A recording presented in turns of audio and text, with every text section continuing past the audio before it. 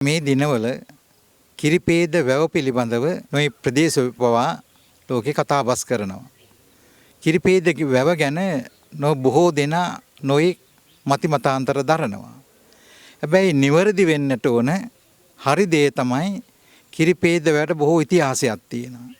මේක මේ වැව දේවපති රාජ අමාත්‍යයේ කාලේ ඉඳලා අපේ මුතුන් මිත්තෝ විහාරාධිපති නායක හාමුදුරුවන්ගෙන් මා දැනුවත් වූ පරිදි ඉදි කරපු වැවක් නෙවෙයි ස්වභාවිකව පිහිටපු වැවක්. මෑත කාලේ තමයි මේ වැව මේ විදියට ප්‍රතිසංස්කරණ කටයුතු සිද්ධ වුණේ. විශේෂයෙන් මේක වැදගත් වෙන්නේ අපේ ශ්‍රී විජේසුනාරාමයේ විහාරස්ථානයට වැඩිය වැව ඊ타ත්ම ඉපරණි වැවක්. ඒක විශේෂ ලක්ෂණය තමයි කිසිම නියං කාලයකවත් මේ වැව සිඳෙන්නේ නැතුව පැවතීම. සිඳුනේ නැහැ.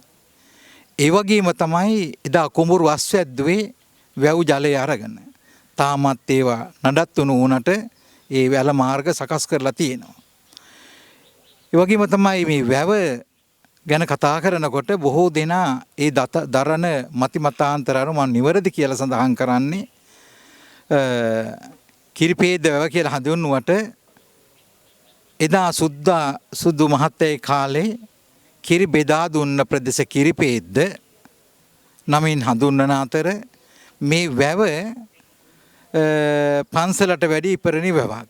නොසිඳෙන වැවක්. බොහෝ දෙනා මතිමතාන්තරන ගම ගැන සිතුවත් ගස් කොළන් නිසා කිරිපේද්ද කියලා ගස් තිබුණ නිසා වැව කිරිපේද්ද හැදුනා කියලා. ඒ දේ වැරදි.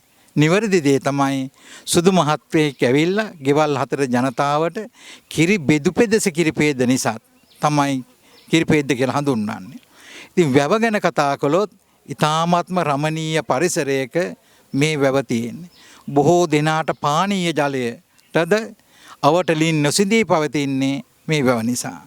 එමම සඳහන් කරොත් වෙල් මට්ටමට වැඩිය ඉහළින් මේ වැව පිහිටා තිබීම විශේෂ ලස්සනයක් වශයෙන් බොහෝ දෙනා කතා බස් කරනවා. විශේෂයෙන් වැව අපි ආරක්ෂා කරගන්නට ඕන. මේක මහා පුණ්‍ය මේ වටින දෙයක්. වැව විහාරස්ථානට වැඩිය පැරණි වැවක්. මේ වැව ස්වභාවිකව තිබී ඇති වුණු දෙයක්. පස්සේ නායක හරුග අනුශාසනා පරිදි දායක පිරිස වැව වරින් වර ප්‍රතිසංස්කරණ කටයුතු සිද්ධ කරලා තිබෙනවා.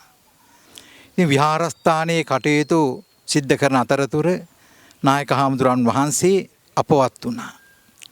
උන්වහන්සේ අපවත් වීමෙන් පසු දැනට වසර 27ක කාලයක් තුළ වත්මන් විහාරාධිපති වශයෙන් කටයුතු සිද්ධ කරන්නේ මා අමරපුර සිරිහත් ධම්මවංශ මහානිකායේ බෙන්තර වල්ලාවිට කෝරළේ ප්‍රධාන අධිකරණ සංඝ නායක වන කිරිපේදේ ධම්මරතන වන මා.